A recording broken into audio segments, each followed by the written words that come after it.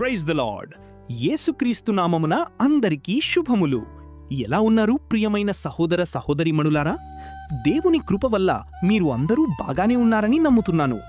సరే, ఈరోజు మనం దేవుని వాక్యము చూద్దాం రండి.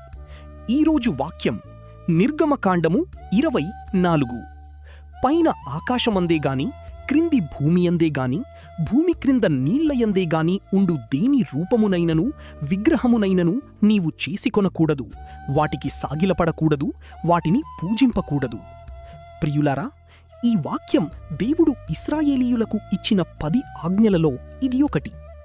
ఈ రోజుల్లో చాలామంది ఇలా అంటుంటారు కదా, అన్నీ దేవుళ్ళే ఒకటే కదా, ఏ రూపంలో పూజించినా ఒకటే కదా, మనస్సు మంచిగా ఉంటే చాలు. కానీ దేవుని వాక్యం చాలా క్లియర్గా చెబుతోంది. ఏమని అంటే, విగ్రహాలను చేసికొనకూడదు, వాటిని పూజింపకూడదు. ప్రియులారా, దేవుడు ఎందుకు ఇలా చెప్పారు తెలుసా? ఎందుకంటే దేవుడు మనుషుల చేతులతో చేసిన బొమ్మ కాదు, మన దేవుడు జీవము గలవాడు. ఈ ప్రపంచంలో మనుషులు ఏం చేస్తున్నారంటే, రాయితో శిల్పాలను చెక్కుతారు, అలాగే మట్టి తీసుకుని రూపం చేస్తారు, తరువాత అదే చేతులతో చేసిన దానికి నమస్కరిస్తారు. ఒక్కసారి ఆలోచించండి ప్రియులారా, విగ్రహారాధన అంటే ఒక విగ్రహానికి పూజించడమే కాదు, దేవుని ప్లేసులో నువ్వేం పెట్టినా అది విగ్రహారాధన అవుతుంది. ఫర్ ఎగ్జాంపుల్, దేవుని కన్నా నువ్వు నీ మొబైల్ని, డబ్బుని, ఏదైనా సరే అది విగ్రహారాధన అవుతుంది.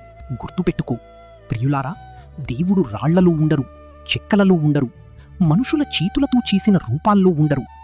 దేవుడు పరలోకమందున్న సజీవుడైన తండ్రి. అందుకే యేసుక్రీస్తు ప్రభువారు ఈ లోకానికి వచ్చారు, మనల్ని నిజమైన దేవుని దగ్గరకు తీసుకురావడానికి, పాపం నుండి విడిపించడానికి, సత్యాన్ని తెలియజేయడానికి.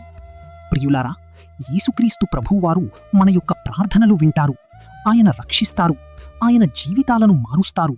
ప్రియులారా, ఇది ఎవరినీ బాధపట్టడానికి చెప్పడం లేదు గాని దేవుని వాక్యం చెప్పే సత్యాన్ని తెలియజేస్తున్నాం. ఎందుకంటే నిజమైన రక్షణ యేసుక్రీస్తులోనే ఉంది. సరే, ఈరోజు మనం ఒక నిర్ణయం తీసుకుందాం.